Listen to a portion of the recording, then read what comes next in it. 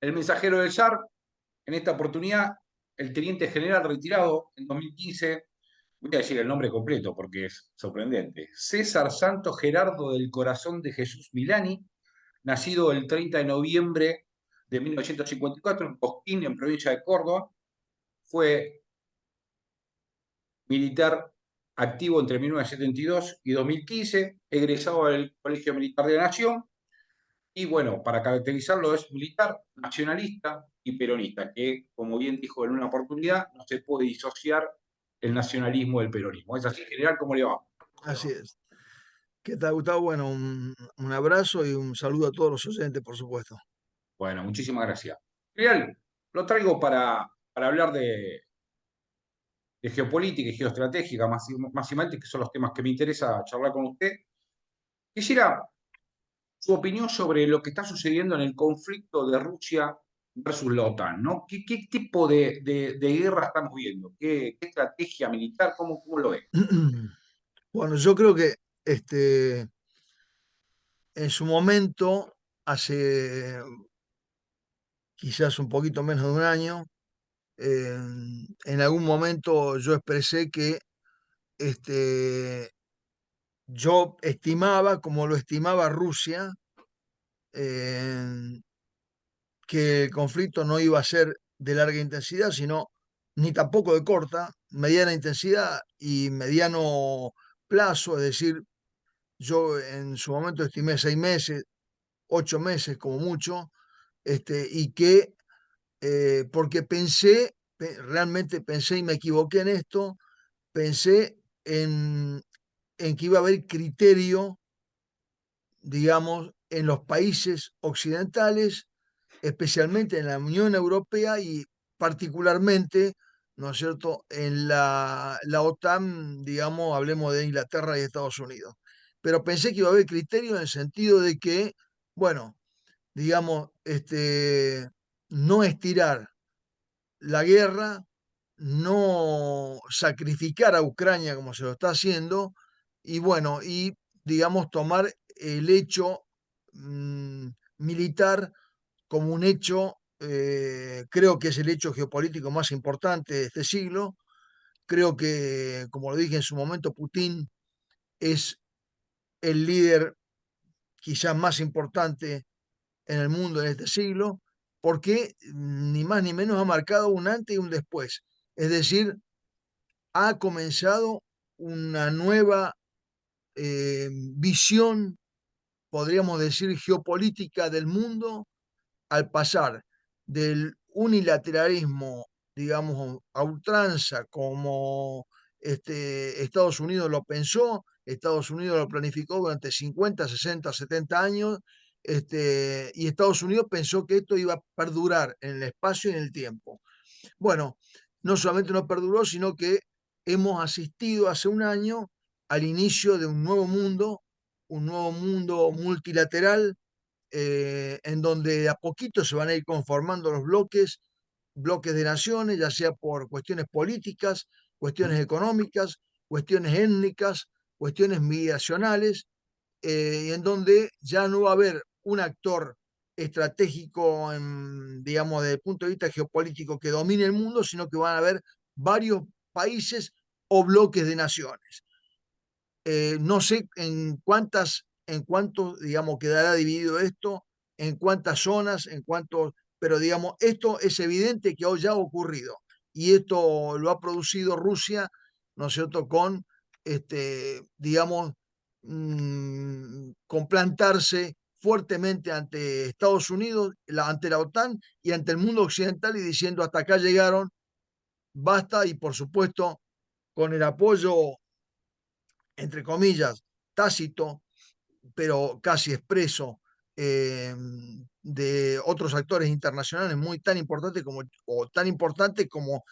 China, ¿no es cierto?, que vendría a ser ya el segundo actor fundamental después de Estados Unidos, como Irán, como India, como países latinoamericanos que están diciendo, bueno, esto, digamos, hasta acá llegó. Por eso es que es tan importante que nosotros entendamos cuál es el rumbo que va a tomar el mundo para nosotros ubicarnos en algún lado. No podemos, lo que está planteando acá el liberalismo, el PRO y los partidos de derecha es un mundo viejo, se fue. Lo que están planteando ya se fue o se está yendo, digamos. Claro. Y ellos creen que es lo que viene, no, es lo que se está yendo.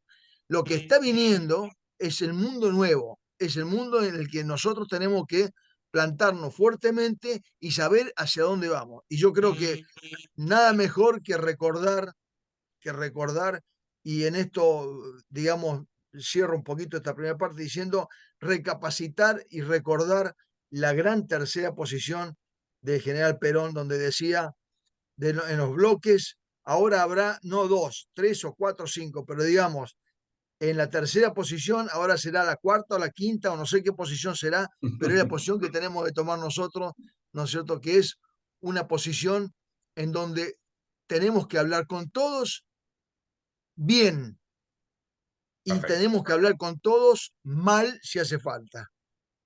Me gusta esa parte. Ahora, te llevo un poco ahí a lo que venías analizando, el tema del multipolarismo, ¿no? Y te pregunto, la OTAN era una alianza militar que se había quedado prácticamente sin enemigos, ¿no? Lo digo porque por ahí, o sea, puede haber una visión de que estos son errores. Esto lo pongo yo, digamos, ¿no? Mi pensamiento lo quito. La OTAN tenía una alianza militar que no tenía prácticamente un enemigo y estaba haciendo nada, ¿no? Con Putin lo encuentra un enemigo, digamos, a raíz de hace un año.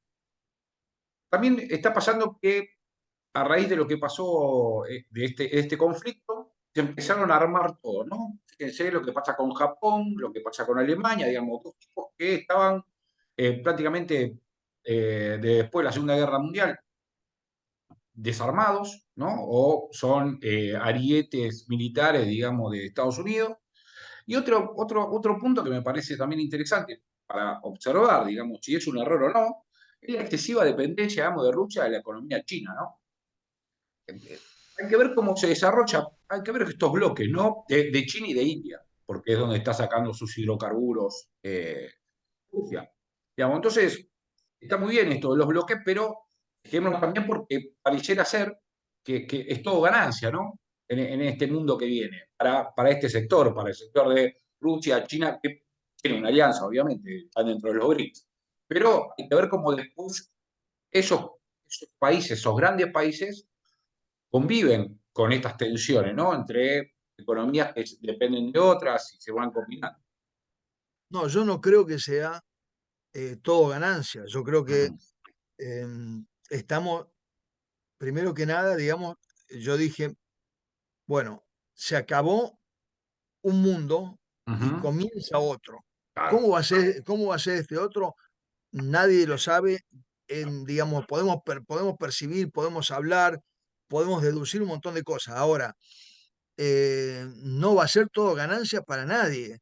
Y yo creo que acá hay un tema que es el primer tema al cual digamos, el mundo, la OTAN y la Unión Europea deberían darle una muy especial atención, que es, yo diría, el tema económico, el tema comercial, esto lo podemos decir, lo vamos a discutir. El tema nuclear no se puede discutir, ni se puede, digamos, eh, poner en la mesa de discusión el tema nuclear. Y lo que está haciendo la OTAN, liderado por Inglaterra, que es el principal promotor, porque Estados Unidos está claro. siguiendo la política inglesa, eh, digamos, y la Unión Europea, que está casi destruida, los países están dando una sensación de poco y nada. Bueno, lo que no están entendiendo de que Putin es un líder que está jugando fuerte y va a jugar fuerte, muy fuerte, y creo que la opción nuclear no está descartada en absoluto. Y creo que esto es lo que tendría que estar primando en este momento, primando el sentido común y decir, bueno, hasta acá la OTAN llegó.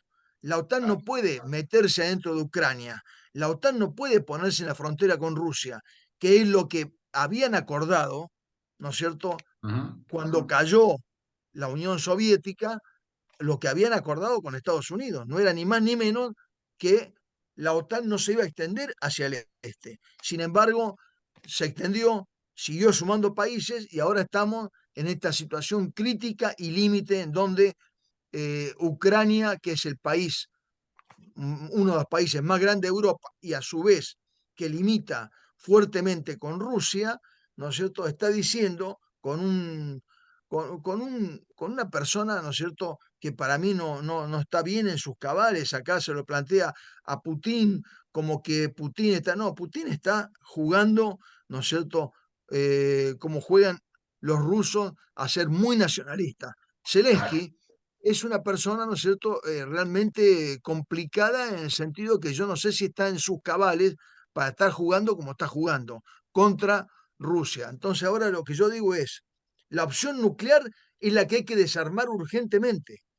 Hay que desarmarla urgentemente y la forma de desarmarla urgentemente la tiene la OTAN, la tiene Inglaterra, Estados Unidos y la Unión Europea, que no se dan cuenta de que esta opción existe y fuertemente, y la tienen que desarmar. ¿Y cómo la tienen que desarmar? Diciendo, bueno, retirar todo el apoyo militar que se le está dando a Ucrania, sentarse en la mesa de negociaciones, reconocerle a Rusia los territorios, ¿no es cierto?, que son prorrusos, los Ujú. territorios que fueron saqueados a partir del Anexado, año sí. 2014. Bueno, reconocer eso y reconocer que tiene que haber un colchón, que Ucrania no puede pertenecer ni siquiera a la Unión Europea, ni siquiera, mucho menos, a la OTAN. Reconocer todas estas cuestiones y después sentarnos en la mesa de negociación a decir, bueno, hablemos de la parte comercial, hablemos de la otra parte y demás, en donde ya los bloques de naciones se están conformando. No creo yo que Rusia, para nada, que Rusia dependa fuertemente de China, tiene una dependencia así como la tienen los países europeos de Rusia. Yo creo que Rusia, recordemos lo que fue Rusia con Napoleón y Rusia con Hitler. Dos monstruos que se comieron el mundo. Sin embargo, no se comieron a Rusia. Entonces, entendamos que estamos sometidos en este momento, quizás muchos países no se den cuenta del peligro que significa seguir hostigando de la forma que lo están hostigando a Rusia. Rusia va a aguantar y esta guerra, que yo le daba término medio, quizás se prolongue, pero la prolongación de la guerra lo único que va a hacer va a dificultar, va a potenciar todas estas, digamos, alertas que hay nucleares, va a potenciar, digamos, la capacidad de Rusia y va a terminar, acuérdense, va a terminar, ¿no es cierto?, perjudicando fuertemente a la Unión Europea, la parte económica, en la parte comercial, y a la OTAN, que la va a terminar destruyendo. Ya los países, sí, me sumo a la OTAN, pero no sé si tanto, le entrego tanques, pero no sé si tanto, y no estoy tan seguro porque esto, porque aquello. Bueno, es decir, y Rusia sigue en su postura firme y no ha dado un paso para atrás. Entonces, yo creo que lo que Estados Unidos no está queriendo aceptar, en definitiva, es esta nueva transformación del mundo, pero acá juega un factor, como yo dije recién, fundamental, que hay que terminarlo rápidamente porque esto sería una catástrofe para la humanidad, que es, digamos, el peligro nuclear. Sabemos que Rusia tiene tanta capacidad nuclear como Estados Unidos. Sí.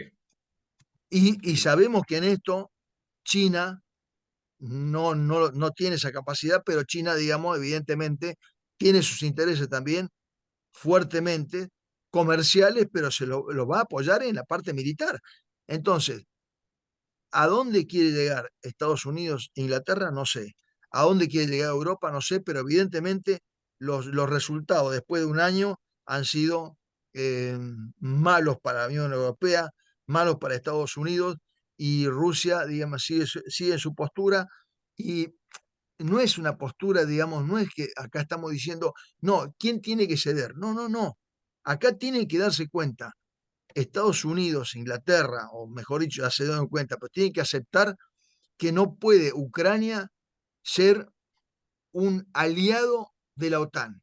Ucrania tiene que ser un tapón, un estado tapón, en donde, digamos, prime digamos, imparcialidad absoluta, y para eso hace falta también un cambio de un régimen, del régimen político ucraniano urgentemente, ¿no es cierto? Claro, bien, Ahora, bueno, bien, perfecto. Ahora te llevo al plano puramente militar, digamos. sí. ¿Qué tipo de guerra qué tipo de guerra estás viendo? ¿La guerra tecnológica? ¿El concepto de guerra híbrida? ¿Cómo la ves? No, yo veo que hay una guerra clásica en lo táctico, ¿no es Ujú. cierto? Eh, digamos, con tropas desplegadas en el terreno del lado ofensivo y del lado defensivo, eh, digamos, y que esto, en lo táctico dije, Ujú. y que esto, digamos, ha traído avances y retrocesos, pero, digamos, en definitiva, ustedes ven que digamos, las líneas que ha invadido Rusia no se han casi movido de hace un año, un poco más, un poco menos, de hace un año a esta parte. Y en lo estratégico no, en lo estratégico evidentemente juegan factores que ya no son o no se digamos, eh, coinciden o no se pueden identificar con los conceptos tácticos o defensivos o ofensivos de la Segunda Guerra Mundial ni de guerras posteriores, sino que ya acá estamos hablando de otra cosa. Estamos hablando de drones, estamos hablando de misiles de mediano alcance, de drones, estamos hablando de que, digamos, Rusia está apostando fuertemente a quebrar la infraestructura ucraniana para quebrar, ¿no es cierto?, la voluntad política de Ucrania en seguir apostando, ¿no es cierto?, a la faz bélica. Evidentemente, eso ya transforma en la parte estratégica de la guerra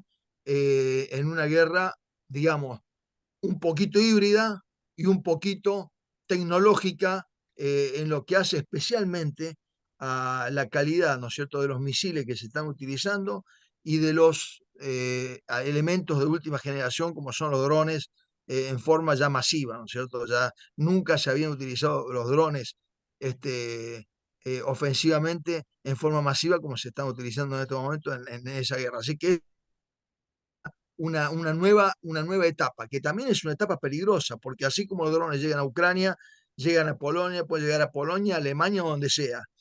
Acordémonos que uno de los grandes fabricantes de drones es Irán, ¿no? Claro. Entonces, yo creo que hay una combinación entre dos guerras. En la parte táctica, fuertemente influenciado, digamos, por los conceptos ofensivos y defensivos que ya existían. En la parte estratégica, un poco de guerra híbrida, en donde está jugando muy fuerte la población civil y un poco, ¿no es cierto?, en la parte tecnológica, en donde está jugando fuertemente estos dos conceptos que yo dije, misiles de mediano alcance y aviones no tripulados, llámenle como le llamen, Ujú. o parecidos. ¿Y la Argentina en qué anda?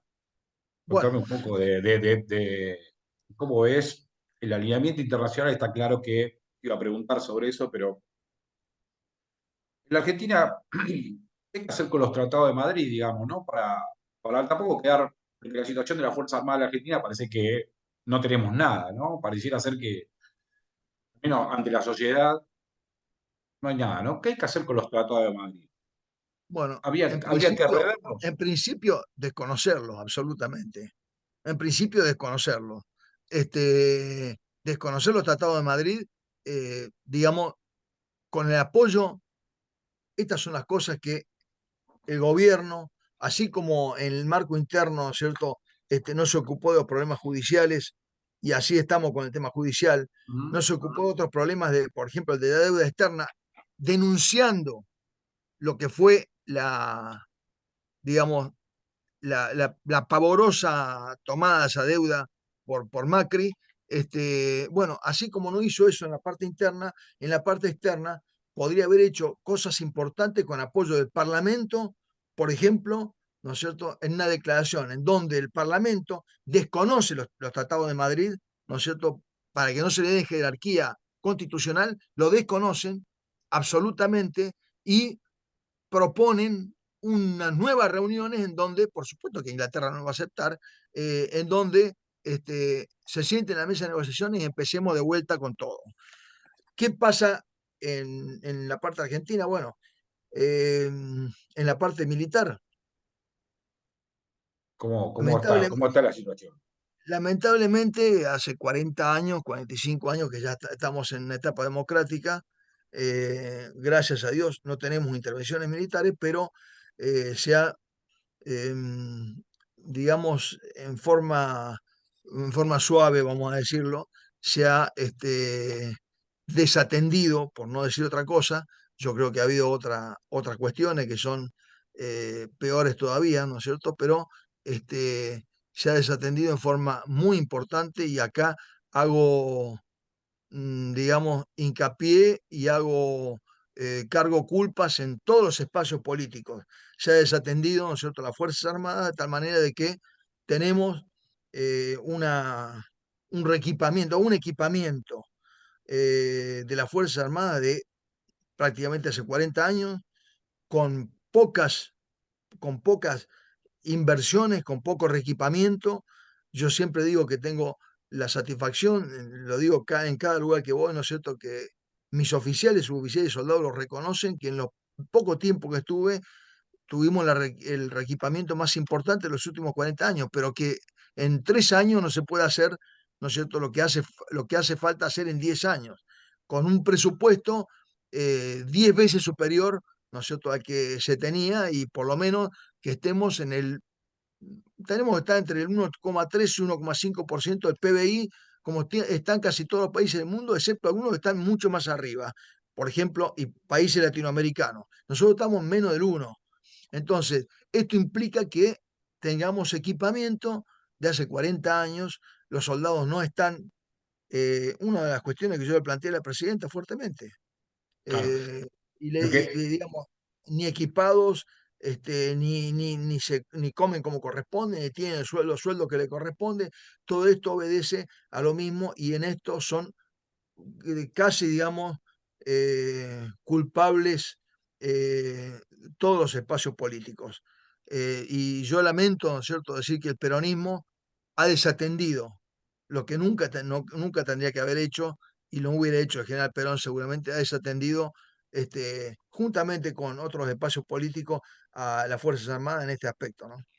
claro, porque que expliquemos algo. Hoy el promedio del presupuesto que se devuelca a materia del sector militar es del 0,8, que es donde lo dejó Macri y no se ha aumentado. Claro, El promedio llegó a estar 2,3 del PBI y el promedio era 1,5, más o menos los valores que estás diciendo.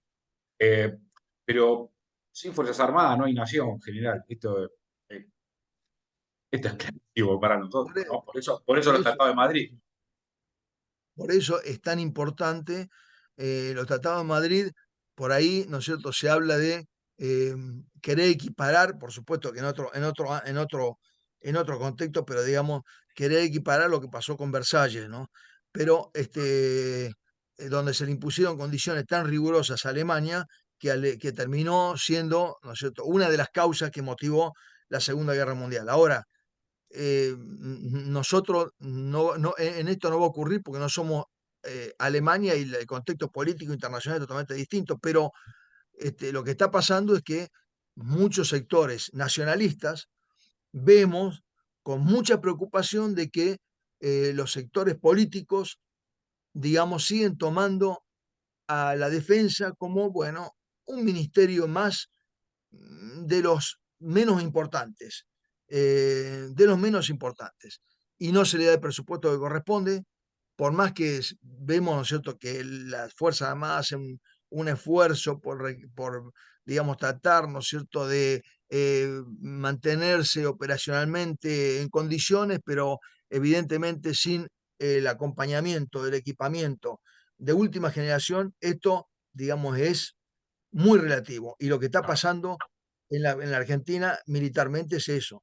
todo el mundo lo sabe, todo el mundo mira para otro lado. Yo llamo a la reflexión, como lo dije en varias oportunidades, en varios reportajes, llamo a la reflexión fuertemente a nuestros queridos políticos a que entiendan, y vuelvo a repetir, de todos los espacios políticos.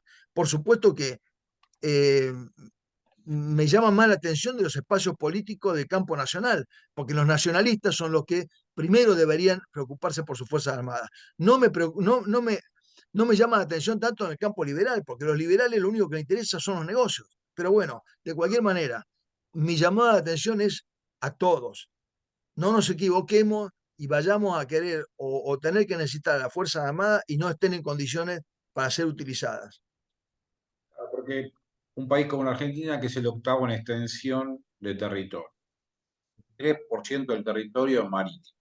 En el sur despoblado, en el norte despoblado, todo concentrado. Me parece que ahí hay que, bueno, el ejército debería, ¿no?, tener otro tipo de política, primero por la extensión del territorio, ¿no? La logística que tiene que tener. Fue desplegada la pandemia, creo que con éxito, llegar el ejército a todos lados, digamos, ese vínculo es muy importante entre el vínculo del pueblo argentino y el ejército porque es la base de su nacimiento, ¿no?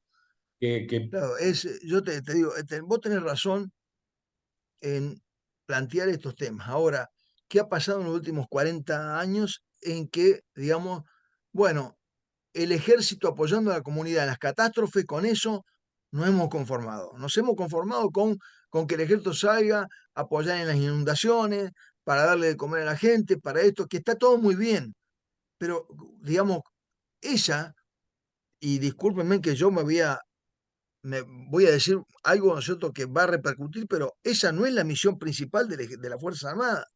La misión principal de las Fuerzas Armadas es estar en condiciones de defender la soberanía de la patria ante agresiones externas. Como misiones secundarias, ¿no es cierto?, las Fuerzas Armadas tienen todas las otras, apoyar a la comunidad, ¿no es cierto?, especialmente en la comunidad donde están instaladas las unidades, bueno, ante catástrofes, ante sismos, ante inundaciones, ante rotura de puentes, ante rotura de rutas, bueno, todas estas cuestiones que hacen hoy en día y que yo coincido absolutamente que repercuten favorablemente en la unión entre el pueblo y el ejército. Pero esto no puede ser lo más importante. Lo más importante debe ser que las Fuerzas Armadas deben estar equipadas, adiestradas e instruidas para actuar en el marco convencional, digamos, ante cualquier potencia extranjera, ¿no es cierto? Y estar en capacidad de defender a la soberanía política, económica, digamos, y en todos los factores, más hoy en día con lo que estamos viendo. Estamos viendo los recursos naturales que se están transformando, yo diría, en prioritarios. Y nuestra nación, ¿con qué los va a defender? ¿Con la diplomacia? no, Si la diplomacia no tiene atrás fuerzas armadas importantes, la diplomacia no existe. es lo que repito siempre. Además, tenés a la jefa del Comando Sur diciendo nuestros recursos, ¿no? Por supuesto. Ella toma, ¿no es cierto?, el agua dulce, el litio, el petróleo. Bueno, y por eso nosotros estamos acá. Estamos cuidando, ¿no es cierto?, de que no entre Rusia y China. ¿Cómo es eso? ¿Cómo es eso? ¿Cómo es, cómo es que permitimos nosotros estas barbaridades? Entonces, y yo no estoy acá, digamos, intentando eh, salir con una postura belicista ni nada por el estilo. Estoy No, únicamente diciendo, diciendo a la población, a los dirigentes políticos que deben tomar nota de lo que está pasando y deben darse cuenta que hay que potenciar fuertemente a las Fuerzas Armadas para estar en condiciones cuando se las necesite, si algún día se las necesita, ojalá que nunca, pero si algún día se las necesita, que estén en condiciones de defender la soberanía de la patria. bien, genial. Genial, me quedan 5 minutos y Bueno, quería preguntarle temas, hay varios, pero lo comprometo a que salga una vez por mes acá en el programa, que estoy dispuesto y con mucho genial, gusto. genial, porque así no le quito su tiempo ni nada. Y tengo que hacer una pregunta personal. Candidatura, ¿se presenta o no se presenta? Bueno, yo estoy ustedes saben, yo tengo una fuerte vocación política. Como digo, me he retirado del ejército, pero no soy jubilado. Una fuerte vocación política para trabajar, por supuesto, dentro del campo nacional y popular. No podría ser dentro de otro Ujú. campo, por más que tuviera el oro y el moro. Mi única posibilidad es actuar en el campo nacional y popular, y dentro de eso, ¿no es cierto?, enmarcado en el peronismo, que es mi cuna, que es, digamos, mi inspiración, que es mi vocación. Y dentro de esa gran vocación, ¿no es cierto?, de saber que acá hay que solucionar. El peronismo no puede darse o permitirse, ¿no es cierto?, los niveles de indigencia y pobreza que estamos teniendo. Y esto es, por supuesto que incluimos los 4 años de Macri, incluimos la pandemia, incluimos todo, pero digamos, así todo, el peronismo debe eh, darle al pueblo argentino otro gobierno. Entonces, un gobierno más nacionalista, más popular, y en el buen sentido de la palabra, no en el sentido de la palabra como dicen el populismo, el pobrismo, no, no, no. En el sentido de la palabra, que debe consustanciarse lo nacional con lo popular, en el sentido de, y sabiendo que el pueblo es y debe ser el factor más importante que deben tener los dirigentes políticos por delante, el pueblo argentino, como siempre lo enseñó el general Perón. Entonces, bueno, yo estoy tratando de ver en qué espacio, digo, en qué espacio, no ideológicamente, sino en qué, en qué lugar puedo ejercitar, digamos, mejor mi acción política, y por supuesto Ujú. que sería para mí un gran gusto poder hacerlo.